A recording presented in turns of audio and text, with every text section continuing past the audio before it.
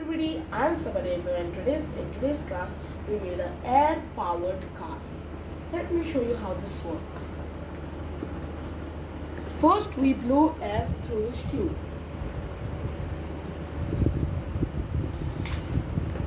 Did you see when you... Let me show you again.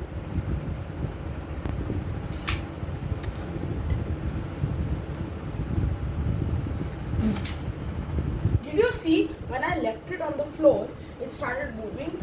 How may you ask? Well, this tube goes through here to the balloon. The balloon fills with air. When I leave it on the ground, the air rushes out through this pipe, hence forcing the car to move front. The materials I used is one long straw, a balloon, a rubber band, 4 bottle caps, 4 toothpick pieces, a tissue paper and a cardboard piece. This is how the car looks like.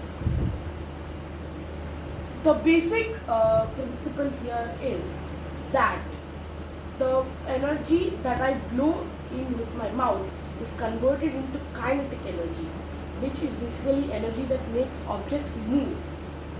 This was a really fun project and I really loved it. Thank you, Playto Labs.